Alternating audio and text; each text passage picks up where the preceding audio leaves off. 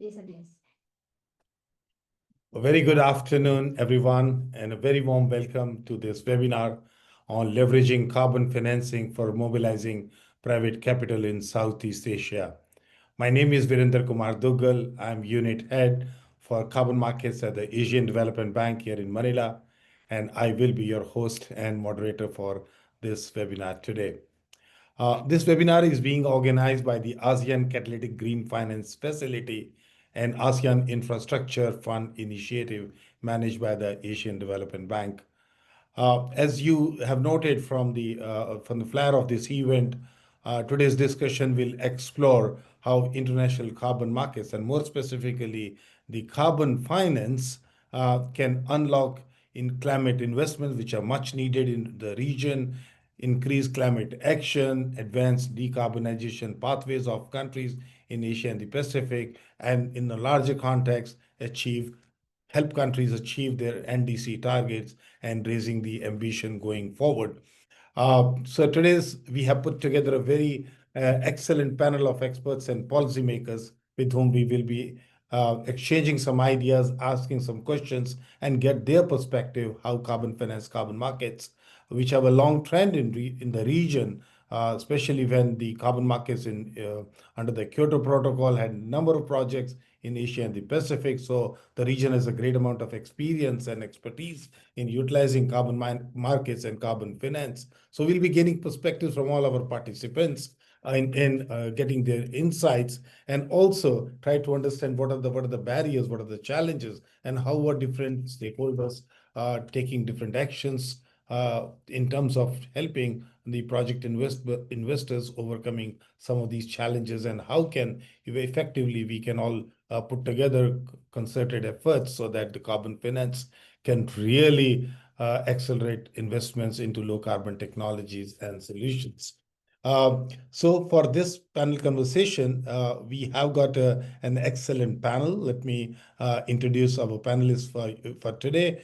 First, we have the privilege of having Ms. Diane Tan, who is a Deputy Director for Carbon Mitigation at the Ministry of Trade and Industry, MTI, Singapore. Diana leads Singapore's policies and operational strategies for sourcing Article 6 carbon credits for national mitigation. A very warm welcome to you, Diana. Uh, we also have Mr. Siddharth Bali, who is Assistant Vice President for Renew Power India. Siddharth has been very active in the international carbon markets and brings over 2 decades of experience in the field of energy, sustainability, and international project development. Siddharth, very warm welcome. Thanks you could make time for us. Uh, we also have Ms. Cassia Lewis, who is partner at EY based in San Francisco. Cassia leads EY's Center for Climate Policy, a global knowledge hub supporting governments and international institutions in designing and implementing climate policy solutions and carbon market regulations. Very warm welcome, Cassia, and thanks for making time. I know it's very late in the evening out there. Uh, we also have Mr. Albert Magalang, who is the Chief of Climate Change Service at the Department of Environment and Natural Resources. We call it DNR in Philippines. Albert, many of you have already met him in person, is a regular member of the Philippines delegation to the UNFCCC and also serves as the country's lead negotiator for Article 6 of the Paris Agreement. Very warm welcome, Albert. And finally, we also have Ms. Marina Edel, who is a program manager at the International Climate Cooperation Unit of the Swedish Energy Agency. Marina is engaged in the procurement and monitoring of mitigation activities under Sweden's bilateral cooperation through Article 6 of the Paris Agreement. She also coordinates the Swedish Energy Agency's collaboration with multilateral Article 6 partnerships like the Asian Development Bank, where she has been very closely associated with ADB's Climate Action Catalyst Fund. So a very warm welcome to all the panelists. Thanks you could make time today. I know it is a very busy time in run-up to the COP30. What I plan to do is to ask a round of questions to each one of you. And then we will take stock of the questions raised by the audience through the chat box. And then we will take few questions. And then, time permitting, I will take a second round of questions at each one of the panelists. If this is okay with each one of you, then probably I would like to start with Kasia, maybe you. Yes. So, Kasia, you have been very closely working with many governments, many institutions in helping to enhance their readiness in terms of operationalizing Article 6, how countries, and especially the private sector, could take advantage of the emerging landscape of carbon market opportunities. How do you think international carbon markets can help catalyze private sector investment in mitigation activities? I think this is very, very important issue, especially for in the context of today's webinar. Kasia. Yes, thank you, VK. Yes, this is an important issue, and I think this is also a great warm-up question because we can unpack it into several dimensions, right? So you're asking about international carbon markets. I think these aspects are really critical when we think about the context of this webinar, because we're not discussing just carbon pricing that can be, for instance, imposed through taxation. We're discussing markets where either the right to pollute, to emit a ton of CO2 equivalent, or an activity that generates a reduction or avoidance of emissions, either of them can be represented by a tradable unit, essentially by a commodity. So I think this aspect is really sending an important message that emissions and also the emission reductions, or maybe primarily the emission reductions, they have a value that can be traded at a marketplace. So I think that also sends an important psychological almost message that this is something that the market puts a dollar value on. And then another aspect of your question and the way you framed it is international, because obviously countries are setting up different carbon pricing schemes within the bounds of their own jurisdiction. But even when we look at the most established one, the EU ETS, well, the EU is, almost a federation, but still, of independent, sovereign 27 member states. So really, it is at least a regional carbon market, and it has been a very successful one, right? It has delivered, or it has reduced the emissions within the bloc by almost 50% since it was implemented back in 2005. So I think if we look at the EU ETS as a laboratory and something to provide us with a guidance to answer this question, can international carbon markets catalyze private sector involvement or engagement in emission reductions? Of course, because the whole idea of the EU ETS is that private companies make a decision as to whether, based on their marginal abatement cost curves, whether they invest in emission reductions and don't have to purchase the allowance, or if they are going to perhaps acquire the allowances from someone else, who can reduce their emissions at a lower cost than they would. So maybe I'll just conclude by saying that being in this space for almost 20 years and being one of the members of the negotiating team for the EU ETS directive, this is really great for me to see that the idea of an ETS is spreading like a wildfire, and countries all around the world are now analyzing the feasibility and impact assessment of introducing their own carbon pricing schemes, and more often than not, they're actually considering primarily ETS as an instrument of choice. Thank you. Fantastic. Because that was super, super useful as a kind of setting the stage. And I really like your saying that EU serves as a lab case for carbon markets, and both for the domestic as well as international. I remember the kind of demand that was coming out from the EU ETS for the CDM credits under the Kyoto Protocol. And thanks for highlighting right at the beginning the concept of margin abatement cost curves and the differential in the MAC cost being the underlying economic rationale for countries and companies to trade in climate outcomes, especially the carbon credits. Fantastic, thank you. Let me go take this to Siddharth from here. Siddharth, you have been into you working for Renew Power. You are looking at different investment opportunities in India and other countries. Of course, you have a long-term plan, which some are materializing, some things are facing certain challenges. So maybe you could share some of the barriers that you see or you experience in achieving your investment goals, investment targets, and also utilizing Article 6 carbon market mechanisms. Siddharth?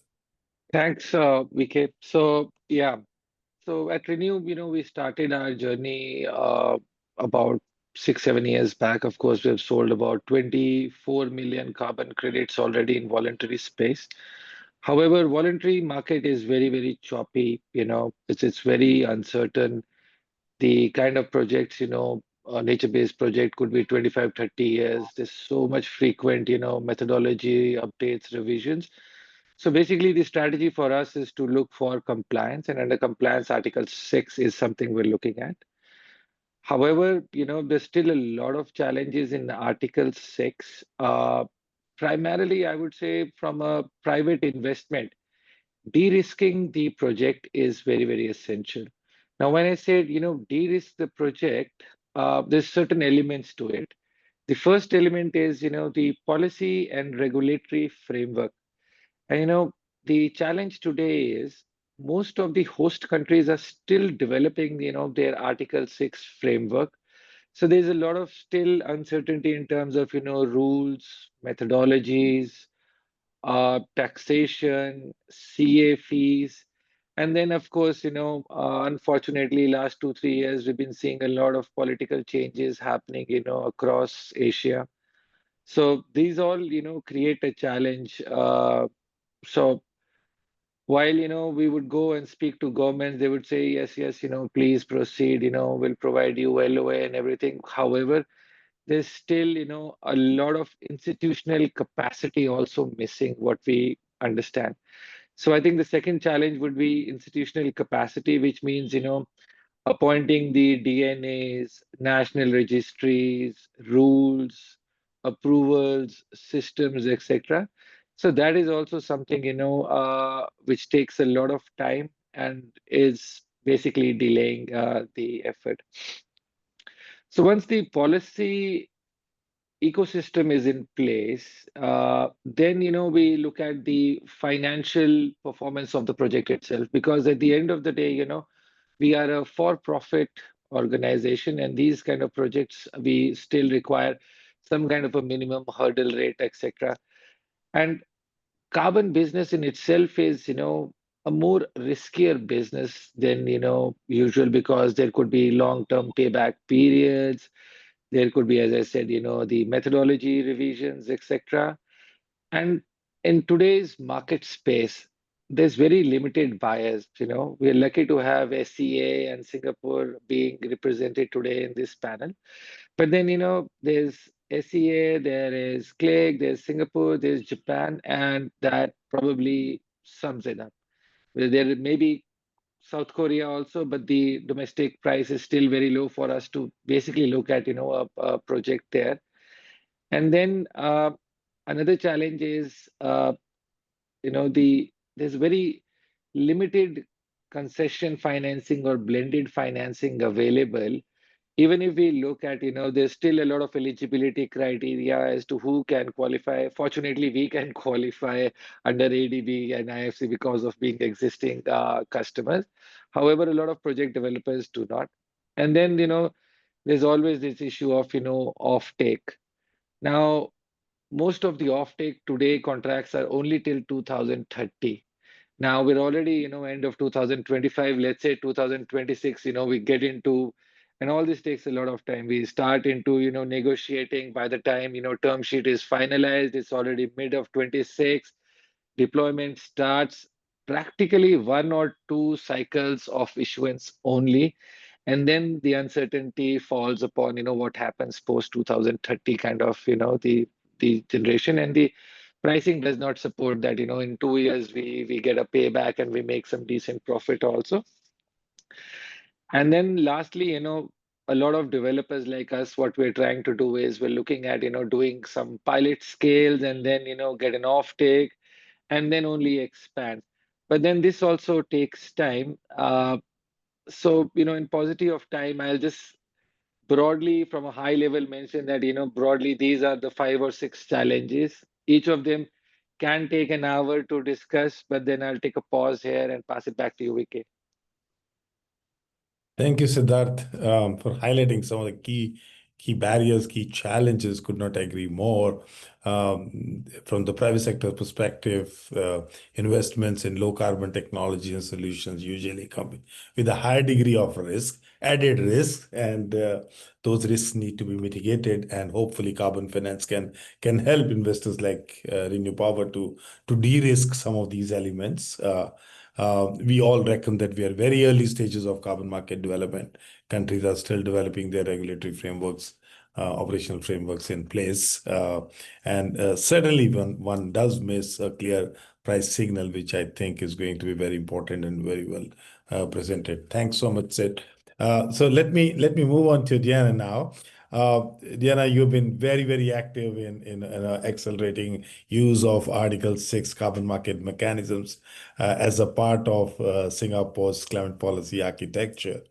What opportunities do you see for carbon finance that could be harnessed to stimulate investments in mitigation actions in Asia and the Pacific, and more specifically in Southeast Asia?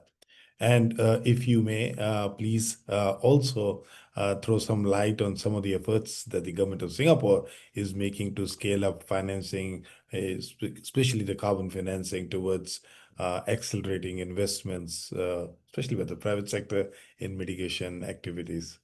Diana. Great, thanks, VK, and thanks very much for having us on the panel today. So I think both the panelists before me have set very useful context, including some of the gaps that have made it more difficult for financing to come into the space. And hopefully the sharing will also show what some of the actions are that Singapore is taking to make it a little bit easier to address these risks and for the private sector to come in. So, I mean, you asked about the opportunities. I mean, I think actually the proposition is quite clear, as Cassie has also laid out. There is a clear market. In fact, when it comes to the carbon markets, Asia actually already generates the lion's share of global voluntary credits, about 40% of the global market, and across multiple sectors, right? If you're thinking about what are the sectoral opportunities, there's tremendous opportunity in nature-based solutions. If you think about how Asia's, one of the leading agricultural regions for rice production, also the leading region where mangroves are, there's an incredible amount of work that can be done just in nature projects alone. We also have opportunities in your tech-based projects, reducing emissions from your transport, industrial processes, landfill.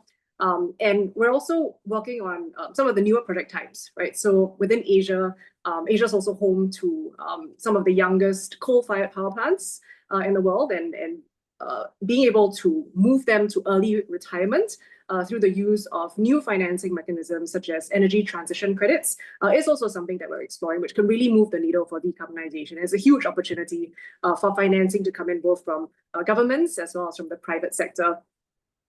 So then the question moves us to how are you going to get the financing in? So I'll share some of the ways that the Singapore government has been looking to work in the space. So one of the points that Siddharth mentioned was demand. And this is where we have been working on several fronts. So let's talk about what Singapore's demand looks like. We can start with the compliance market. We do have a very clear compliance market. Singapore does have a carbon tax today that covers 80% of our domestic emissions. And under this carbon tax, our companies can essentially use international Article 6 carbon credits to offset up to 5% of their taxable emissions. So there's very clear demand from the private sector under our compliance scheme. We've not given up hope on the voluntary carbon market. We think that that still is going to be a huge driver of demand and has to be as we move towards more corporate sustainability. And that's why Singapore's also been working with other countries, including Kenya and the UK, to form a coalition to grow the voluntary carbon markets. And at COP this year, actually, we're going to be jointly launching a set of shared principles that really help to encourage the credible use of high-quality carbon credits for corporates on the voluntary side. And last but not least, Singapore also has direct government demand. So that's where our team comes in. We directly contract projects, and for us, we actually just closed an RFP recently. We've contracted more than 2 million tons of credits from now till 2030. These are Article 6 credits generated from Ghana, Paraguay, Peru. And we will be also launching a second RFP at the end of this year. So for those who are interested, I mean, there are real opportunities out there. And that's one of the key ways in which we also want to be able to signal the government's demand. Besides demand, we also talk about the risks. We do recognize that there are a lot of early stage development risks. And in that regard, we've also come up with certain financing schemes to try and plug these gaps. They are not all encompassing, but we have tried to focus where we see the biggest gap. So for one, we have a grant that supports early stage feasibility studies for carbon credits projects, because that at the early stage is really where financing is most lacking. And once the project has started up a little bit, there's a bit more interest, it's a bit easier for financing to start flowing in. Building on this grant, this year, our Economic Development Board has also brought on board philanthropic funding from family offices and foundations to supplement that fund. So now we have about US $25 million worth of that grant going towards potential high quality Article 6 carbon credits projects and to finance not just the early stage, but potentially this philanthropic funding can also go on to other parts of the project if the projects prove successful. Beyond carbon markets, we have also explored other instruments. For example, we've launched a blended finance platform called FastP, which is essentially there to support the green transition for Asia.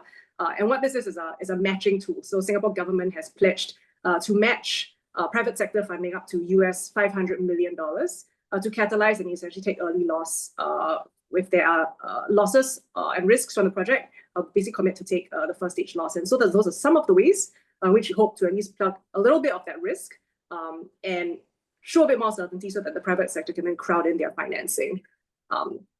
I mean, there are many other ways that we are trying to grow this. I think in the interest of time, I'll just summarize that ultimately, I wanted to kind of reiterate Siddharth's point about the policy certainty. That still is, I would say, the key gap. So we can have the demand signal in place and the financing mechanisms. But what we really need is a little bit more of the policy certainty. So we're quite encouraged to see a lot of positive signals come up recently. So Philippines have recently come up with also guidance on energy sector.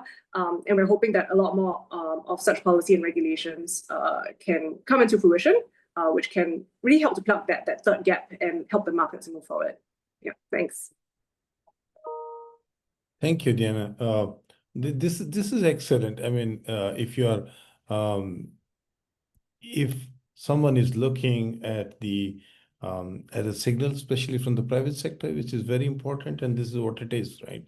You have a clear signal for the private sector, the government is deeply engaged.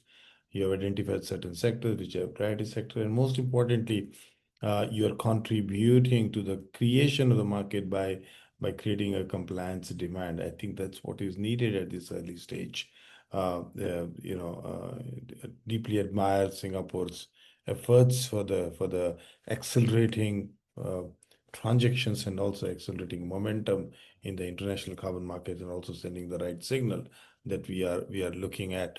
Let me continue this conversation and go to Marina. Marina, from your experience, I mean, Sweden has been engaged with international carbon markets for more than 2 decades. And especially you have been personally quite involved right from the onset of Article 6. Could you share with us how Sweden is working to harness synergies between climate and carbon finance to especially stimulate investments in mitigation activities in developing countries in Asia and the Pacific? And also, if you can share some information on your plans, your strategies for incentivizing private sector investments to enhance their engagement in carbon markets, and especially to stimulate investments in the mitigation activities. Marina. Great. Yes, thank you, Vicky. Happy to be joining this panel. So yeah, we have in Sweden, we have been working a lot previously with carbon markets during the CDM time. And more recently, we have started to engage in Article 6. So we have been working on Article 6 since 2019. before the rule book was in place. And at that time, our work was primarily more theoretical, I would say, and also the way we approached understanding better the interlinkages between carbon and climate finance was also more theoretical. That's where we commissioned reports and analysis on how blended financing can be structured, and how the approach to attribution could be set up. So that was the initial work, and then later on, once we started to work more practically by sourcing potential Article 6 activities back in 2021. We discovered that there has been some challenges for us really in finding out how to set carbon finance through Article 6 into the financial models of potential mitigation activities. For us, we are interested in activities in the energy sector, which tend to have quite high upfront capex costs, while the carbon finance that we provide is mainly results-based. It provides payment on achievement of verified emission reductions. So we see that there is a certain challenge, of course, to kind of secure all the financing that may be required to cover the financial gap. And to overcome this challenge, we have been looking more into ways on how to combine potential other financing sources, such as climate finance or concessional loans, or guarantees. So these could be a way to complement the carbon finance for activities. So currently we're trying to explore synergies with the Swedish International Development Agency, SEDA, who has some of these financing mechanisms in place. We do have an agreement with SEDA that mandates us to collaborate on the area of Article 6. So we are looking into what ways we can do that, potentially through maybe starting with a pilot project at some point. That could be really interesting for us to see how we could collaborate on that. But other than that, we continue, of course, to explore that through further analysis, but also through webinars and discussions with our partner organizations. So we are really keen to explore more on how we can proceed with combining the carbon finance with climate finance. Yes, and then on this second question on how to incentivize the private sector to engage in investments in mitigation activities. In that area, we try to be as transparent and as inclusive as possible with the private sector. We share general information about our work on Article 6. We are trying to share our requirements that we have on mitigation activities. We share information about open call for proposals, engaging in private sector forums, both national and international, trying to communicate further our work. Also, when possible, we try to facilitate connection between the project developers and financing institutions that may also have interest in the same country or on the same sector. So that could be a way to secure some of the financing required. And we also understand there may be some needs for the private sector to have some certainty in place in order to proceed with project implementation. So we try to facilitate that process as much as possible by trying to signing term sheets, purchase agreements, also at a more early stage if that would be required, with certain conditions precedent, but still we believe that may help to further allow the private sector to continue discussions with other financing partners as well.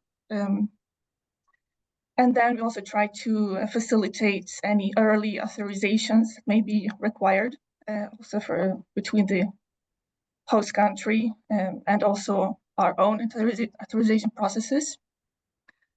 Of course, also we see that there is a need for capacity building, and that's also, as Cedar said, it's also on both institutional level, but also amongst the private sector, and also financing institutions. So we do see that there is a need to continue to support these efforts and providing capacity building through our partner organizations to these various stakeholders. So yeah, I'll stop here for now. Happy to have any questions. Thank you. Thank you, Marina. If I can just supplement, is your work on enhancing the readiness of many of the countries through the ADB's managed Article 6 support facility. So let me finally come back to Albert. Albert, what do you think governments in Asia and the Pacific region, since you have been quite engaged in carbon markets for a long time and very active in Article 6 space, especially in the Philippines, what do you think the governments can do to ensure that the private sector investments do actually contribute meaningfully to the country's NDC targets and also help countries to pursue their long-term strategies?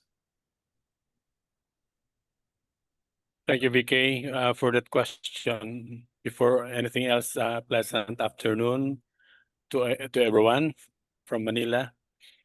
And it's good to know that in the question by VK, the Asia Pacific region is being highlighted, particularly in its role in ensuring the private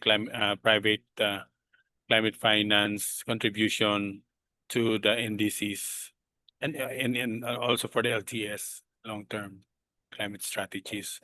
I think most Asia Pacific countries is aware that private finance is a critical element in the provision of finance for some of the most important investments to support NDCs. For example, it will provide finance to renewable energy program under the energy policies and measures of NDCs, and also as another example, private sector investments in electric vehicle infrastructure and potentially manufacturing will provide finance in the course of fuel switching of road transport. I think Asia Pacific countries can also look at the public-private partnerships as another important instrument where the financial sector is a critical channel for private sector financing of NDC projects. Another example maybe is the introduction of legislation to institutionalize incentives, as already mentioned by other speakers. For example, in the Philippines, there's a plan to incentivize inclusive green finance in selected sectors of the NDCs, and also where the Philippines is also pondering on a national taxonomy that can taxonomy and sustainable finance that could be developed to support further tracking of NDC related investments and the mitigation projects. There was also mention about international climate finance, wherein the principal climate finance funding instruments at the global level are the Green Climate Fund, or the GCF, the Global Environment Facility, or the GEF, and the Adaptation Fund, as well as the climate investment funds or the CIFs. But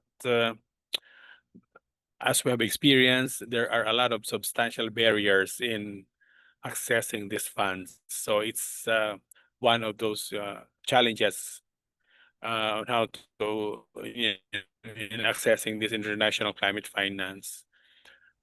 Perhaps in the Asia Pacific region, access to funding, particularly the GCF, could be improved by involving both the government and the private sector in strengthening their capacities and knowledge on accessing the Green Climate Fund. So this would include capacity building activities to better translate adaptation and mitigation opportunities into a well-crafted project proposals or well-crafted business plans. And I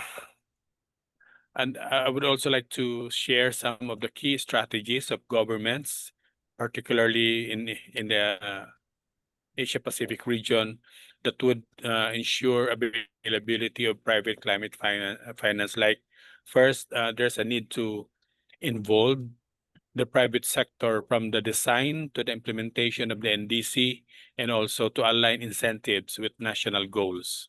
Another one is the importance of transparency. A transparent and predictable policy environment would encourage private investment. So this would include establishing policies like carbon pricing or clean energy incentives that should be well communicated to the private investors or to the private sector. Another one is the creation of a pipeline of projects that are aligned with NDC priorities and capable of attracting investment. So this would require clear, very clear project specifications and market analysis, which I think capacitation on this aspect is also very important. And lastly, as already mentioned by other speakers, that there is also the need to identify potential sources of finance, both domestic and international, or public and private, and the need to analyze the existing financial landscape wherein gaps can be identified, and also on how to address these gaps. At this point, that's all from me at this point in time. Thank you so much, VK. Back to you.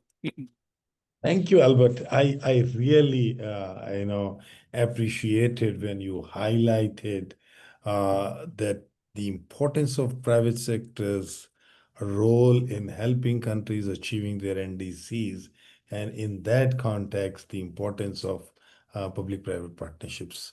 I think this is a very important thing, especially to engage private sector using their monies to put their investments into climate action, and also making the way for them to participate in the carbon markets. And also thank you for some of the strategic decisions the government needs to take, especially in the context of engaging with the private sector, enhancing the transparency system, and communicating those strategic priorities and guardrails to the private sector early on. We see some of the countries have started doing it while others are preparing themselves for that, and especially making them know about all potential sources of financing, including the concessional financing or climate financing. So this is fantastic. I think we have covered a lot of ground. And thank you, panelists, for sharing your insights. I think your interventions have really been excellent, and you are inspiring some interest. And I see some questions coming up here in the chat box. So as I said, I'll read one question that I think is fantastic, and especially I'll come to you, Albert, for this one. And how is Philippines ensuring the environmental integrity and market credibility of its carbon credits under the new Department of Energy circular, particularly in the context of international trading and Article 6 of the Paris Agreement? So basically, on the the environmental integrity of carbon credits, which is a really very important aspect. Albert, hand it over to you. Yes, thanks so much, Ms. Ann Ong, for the question. Actually, the DC 2025-09-0018 is the circular just newly issued by the Department of Energy. So the DNR has welcomed this circular. In fact, it could elaborate or enhance further the role of even on how to incentivize the private sector participation in carbon markets, particularly looking at the thorough elaboration of the various principles on the general principles on the existing credits from energy projects, and also what is important is that the department circular was able to define the various, in the Philippine context, on the various elements of Article 6, and even on some aspects of operationalizing Article 6, involving the energy sectoral projects. So as we have expressed, we welcome this circulars that are being worked on by different agencies, department circulars that could later support the operationalization of the national carbon market policy. So it's more, it would really focus on elaboration and also communicating to the multi-stakeholders the various incentives that can be accessed by the project proponents or project participants. So we know for a fact that the department circular could also cut across other sectors like forestry, particularly on in having the site of particular energy project in forest lands, and also other sectors like transport, which could also have an important role in operationalizing the energy sector projects. So in general, it puts it in place. I mean, the circular could put in place the incentive mechanism for the private sector, and we don't see any discrepancy as regards to the provisions of the circular with the overall provisions or sections provisions of Article 6. Thank you, VK. Back to you. Thank you, Albert. And I just noticed that Ms. Anne had also flagged one question, which I would like to ask other participants. And this is about, I think this is a very fundamental question. It cuts across the geographical boundaries. It's about how do governments, make suitable policies that they're able to use carbon markets to reduce GHG emissions without compromising economic growth, or flip it around. Does investment in climate action anyhow impede economic growth? I think this is a very fundamental question.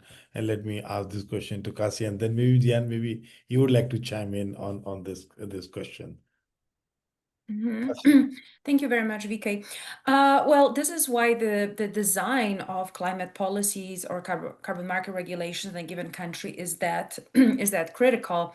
And I would actually argue, the opposite way, that with the right incentivization of those transformative projects or the deployment of those transformative technologies, we're actually increasing the economy growth. Like, this was the whole premise of the EU Green Deal, right? To demonstrate that you can decouple the economic growth from the excessive use of natural resources. Well, how do you curb the excessive use of natural resources? Well, through putting, carbon price on them, or through on looking at the other hand through incentivizing the actions that are favorable to climate and the environment. So definitely we can't deny that there will be a paradigm shift. Obviously, we can't continue business as usual, and the economy growth can be derived from the same business models that are largely based on conventional fuels. But that's the whole point, right? We want to grow economically, but we want to grow in a sustainable way. So I think these two are definitely not at odds. If anything, I think finding these new avenues. This is something. This is the basic premise of innovation, right? Not continuing down the same beaten path, but finding new ideas. And essentially, when you think about it philosophically, burning fossil fuels in this uncontrolled way, it's really being locked in prehistory, right, where when the first man walked into the oil seeping out of the ground. And we're now in the 21st century, and we really should be fascinated, I think, with those ideas that all the energy from the sun can provide the whole, or can fulfill the whole energy demand of the entire planet in just 8 minutes of the sun, beaming on planet Earth. So I think this is very inspiring. And definitely I would look at it as the growth enabler, and embrace the opportunities rather than being constantly inhibited by this fear of the unknown. So that's how I would look at it. That obviously we can discuss in more structured way, because all of the carbon pricing policy design projects that I participate in, and other governments are involved in, they do obviously need a very strong foundational work in understanding the impact assessment, and introducing certain targeted measures to ameliorate the negative impact, for the households or for the vulnerable industries. So this is all part of this very careful design that needs to take place, so that we really can think about carbon pricing schemes as enabling economic growth rather than impeding it. Thank you. Thank you so much, Kasia. Diana, over to you. Thanks. Yeah, I think Cassia gave a really great angle and perspective on the issue. I think I'll just supplement that I guess the first point is that ultimately carbon markets are a market mechanism, right? So they are designed to be the most economically efficient. And that's how it is meant to incentivize the market, by giving a very clear price. The market then is incentivized to look for the most economically efficient way to move towards decarbonization. So just from a pure kind of economics and market design perspective, that's why countries see so much value in moving towards this as a complementary tool, even as we continue to pursue all other forms of decarbonization to meet our climate targets.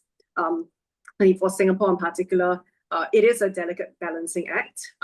We do have to take into account, and part of the consideration is that if we can do our decarbonization effectively and in an economically efficient manner, that creates more headroom, right, for our industry to grow. And that's ultimately what we're looking for. We are looking for ways to continue to stay relevant and for us to continue to grow the economy while not adding on to international emissions. So I would say that that's really goes down to the design and of the carbon markets and the policies we put in place. But I did want to also add on to something that Cassia touched on at the end, which is that ultimately we also do see this as a growth opportunity. So regardless of which sector you're in, if you can also look at the carbon markets as a new business opportunity, which many, that's why people on this call looking at private sector investments. Singapore is also looking at how we can better leverage our strengths as an existing commodities and trading hub to also become a carbon trading hub and a carbon services hub. And we've used that to build up quite a number of companies today, going from a very small number in a few years to over 150 today. We are seeing incredible interest, and we have also put out training courses. So we do see a growth trajectory from an economic perspective also to add good jobs, not just in Singapore where we are trading the credits, but also in the host countries where they are generating projects. we do believe that well-designed carbon projects can give good jobs to the communities and sustainable jobs over the longevity of the projects. And that's certainly what we should be looking out for as well when we talk about high integrity projects. Thanks. That's excellent. Thanks. And from our perspective, I think there's a lot of literature, and we do go back to that quite often in saying that carbon markets and carbon pricing are policy-based instruments, and they are part of the broader landscape of policy instruments governments do have. And the beauty of carbon pricing, carbon markets, is that it can reinforce the effectiveness of other policy instruments. So if you're looking at carbon pricing, then the overall objective is to bring about economic growth, sustainable development. It actually, if designed and implemented properly, carbon pricing can actually help countries to achieve their broader policy objectives, including economic growth at a reduced cost. So that's the argument. But ultimately, the golden point here is that how do you design policy instruments and how effectively you are able to operationalize it. I am reminded here that we are left with like last 10 minutes here, and I don't see many fundamental questions waiting for us here. So if I can very quickly go to all the panelists, and if I could ask for your recommendation, what can policymakers do? One thing that if you can, in like 1.5 minutes or so, what can governments do to accelerate investments by the private sector and taking advantage of carbon market mechanisms? So if that, then probably we will be able to conclude this session with a clear takeaway point. So maybe I'll ask Marina to start this second round. Marina, over to you.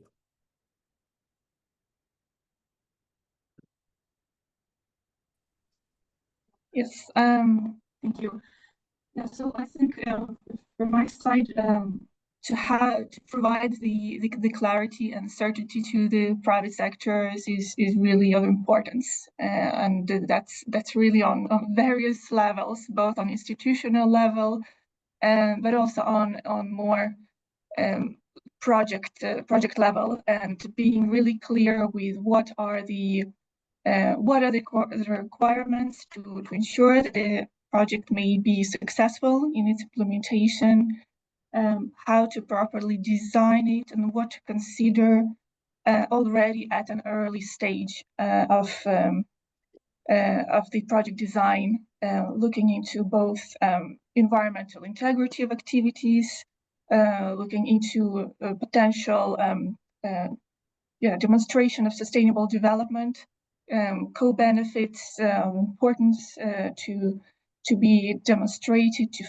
be followed up, as well as safeguarding, but also to ensure that the activities can really provide more transformational impact in the country. So local capacity building, technology transfer, skill sharing, all of that, everything that can be really much in line with the host countries' also sustainable development goals and priorities. So everything that could really facilitate project development is good to share. Thank you. Gracias.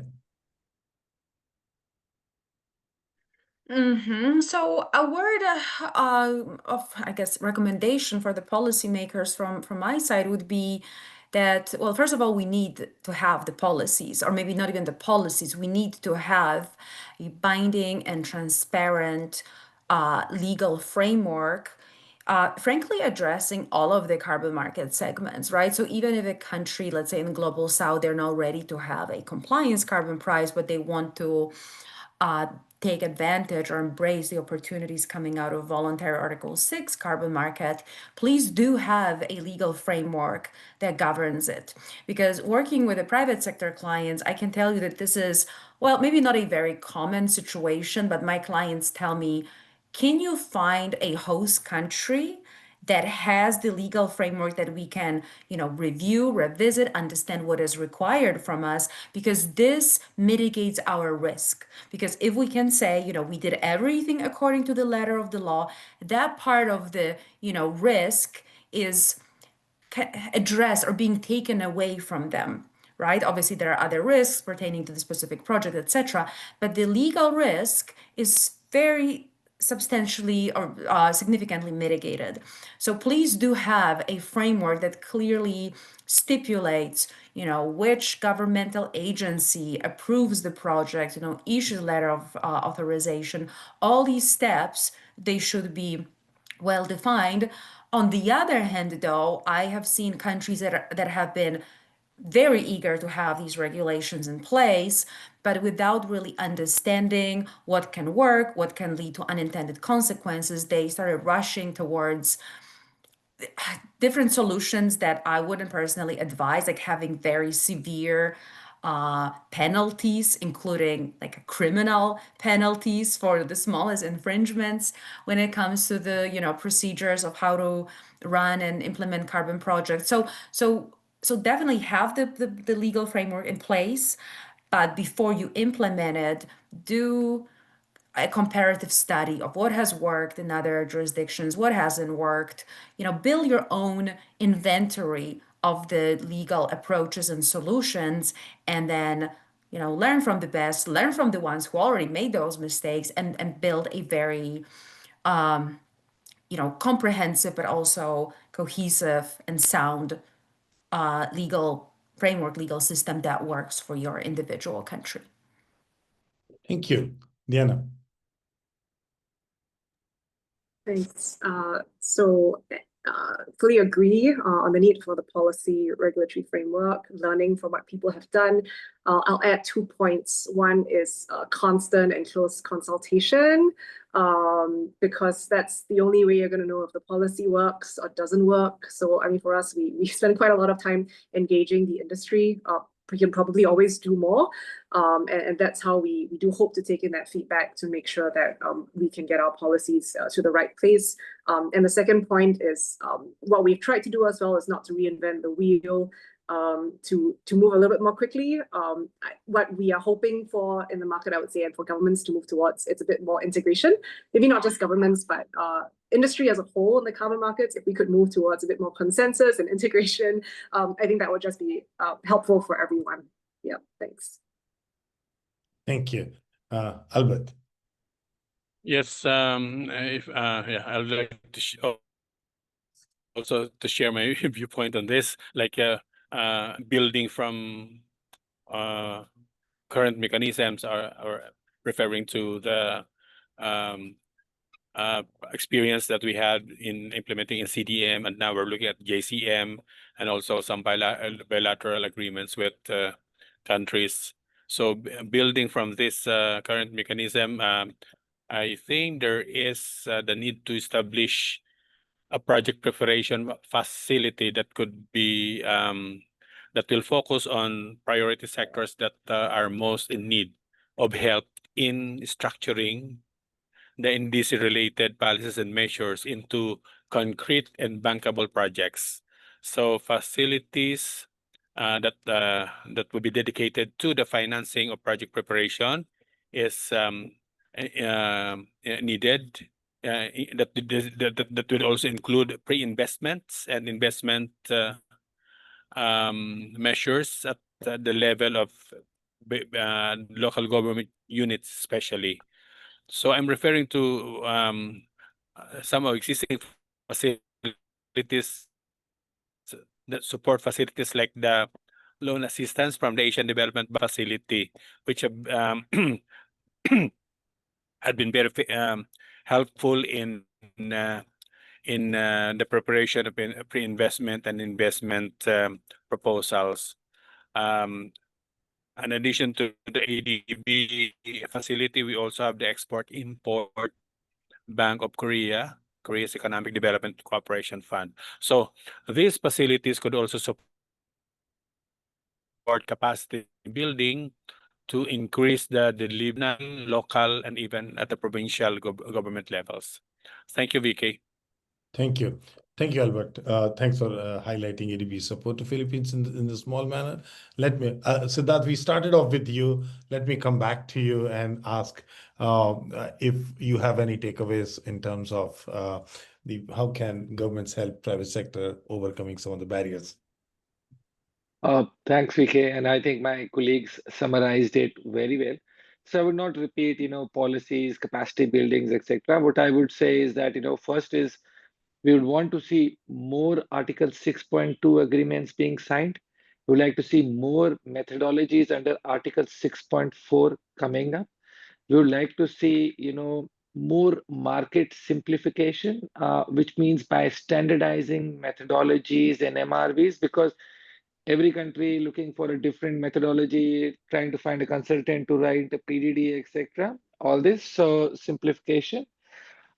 Encouraging more carbon funds such as ADBs, uh, more simplified LOAs and structures which are insurable, because insurance, LOAs are issued in a format where, could be a different format, the insurance company then saying, oh, this is not insurable, this is so simplification. And I think a long-term commitment from the buying countries, which is like 10 years. More support from UNFCCCs and ADBs in terms of capacity building of host countries is something we'd like to see, in addition to what my colleagues mentioned. Thanks, VK. Thank you, everyone. Okay, thank you so much. We are up to the hour, and I have the honor to summarize it very quickly. I think there is a sufficient literature and experience available out there to support that the international carbon markets can actually help countries to reduce their GHG emissions cost effectively. There is a number of research reports which also have make a case that if used properly, carbon markets can actually reduce the cost of achieving NDC targets very effectively. But at the same time, we also have read sufficiently that it is very, very important to engage private sector. It is really critical to accelerate and incentivize investments by the private sector to enhance the climate action to the level it is really required. Carbon markets, have been in use in Asia and the Pacific, especially the Southeast Asia, and we have a great deal of experience and expertise available in the region. And I am not surprised that there's a lot of expectations from the private sector. We have seen some of the significant transformations, including technology transfers happening on the back of carbon finance that really played a very, very important role in some of the countries in Asia and the Pacific. So what I heard from the panelists moving forward, how this could be harnessed to accelerate investments. And I think it is really very, very clear that the countries need to look at their national circumstances, their national priorities, and also their national objectives, what they want to achieve, what they want to pursue carbon markets for, and then develop their operational framework, their national strategies, and set their different types of framework, including the legal architecture that is really going to be required, sending a clear signal to the private sector, setting out priorities for the sectors that are more amenable for participation in international carbon markets, and do all that policy framework development, including the prioritization of sectors in the close consultations with the private sector, because it is their interest that the government is trying to pursue. So therefore, an early and constant and regular engagement with the private sector is really very important, so that they can integrate carbon markets in their business plans, in their plans to deploy advanced low carbon technology, and helping countries to raise the ambition over a period of time. So with this, I would like to thank all the panelists for sharing your knowledge, your experience, and your insights into the emerging landscape of carbon markets and how international carbon markets can really contribute to accelerating investments and engagement of the private sector in Southeast Asia. With this, I would like to thank all the panelists once again, and a wonderful audience for your patience and engagement on this one. Thank you so much. Have a good time.